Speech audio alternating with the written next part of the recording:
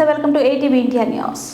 MLA camp office మీద ఉన్న సోయి నిరుపేదల మీద ఎందుకు లేదని మా నిరుపేద ప్రజలకు మాయమాటలు చెప్పి పథకాల పేరు చెప్పి ఆ నిరుపేదలను పట్టించుకునే నాతుడే లేక పాయే అని బీఎస్పీ మునుగోడు మండల నాయకుడు సూరన్న అన్నారు.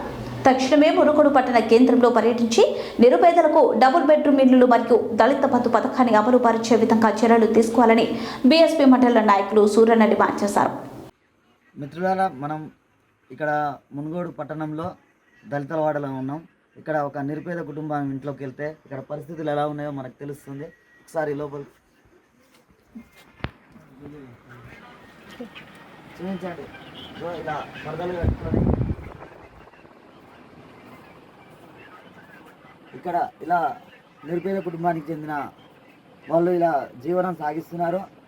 అయ్యా మునుగోడు ఎమ్మెల్యే గారు, మీరు ఇలాంటి ఇంట్లో ఒక్క రోజైనా జీవనం గడిపే దమ్ముందా నీకు?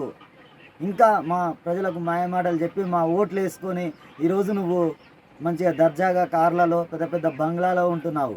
ఇలాంటి ఇంట్లో ఒక్కరోజు నువ్వు జీవనం గడిపేంత ఉందా అని నేను ఈరోజు సూటిగా నేను ప్రశ్న అడుగుతున్నాను. ఇప్పటికైనా సోయి తెచ్చుకొని ఇలాంటి నిరుపేద కుటుంబాలను గుర్తించి అర్హులైన ప్రతి ఒక్కరికి దళిత బంధు కేటాయించాలి. వారికి 3 లక్షల లోన్ పెట్టించి వాళ్ళను ఇంటి నిర్మాణానికి తోడుండాలని చెప్పేసి కోరుకుంటున్నాను. జై భీమ్ మిత్రులారా, ఈరోజు మనం మునుగోడు నియోజకవర్గం మునుగోడు మండల కేంద్రంలో ఉన్నటువంటి ఎమ్మెల్యే క్యాంప్ ఆఫీస్ దగ్గరికి రావడం జరిగింది. ఇక్కడ ఎమ్మెల్యే క్యాంప్ ఆఫీస్ పనులు చాలా వేగవంతంగా జరుగుతున్నాయి. అలాగే మొన్న ఎన్నికల టైంలో ఇచ్చినటువంటి హామీలు నిరుపేదలకు ఇల్లు లేని వారికి ఇల్లు కట్టిస్తామని చెప్పేసి, దళిత బంధు ఇస్తామని చెప్పేసి ఇలాంటి పథకాల పేర్లు చెప్పి ప్రజలను మభ్యపెట్టి ఈరోజు నట్టేట ముంచిన ప్రయత్నం జరిగింది. ఆల్రెడీ జరుగుతూనే ఉంది.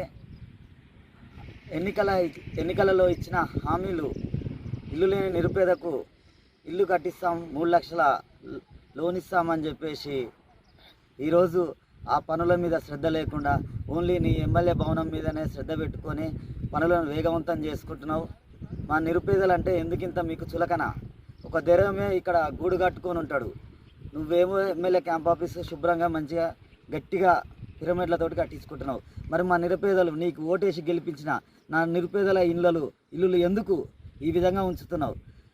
అలాగే ఒకసారి నా నిరుపేద ప్రజలు బ్రతుకుతున్నటువంటి ఇల్లులను మీకు చూపిస్తాను, చూడండి.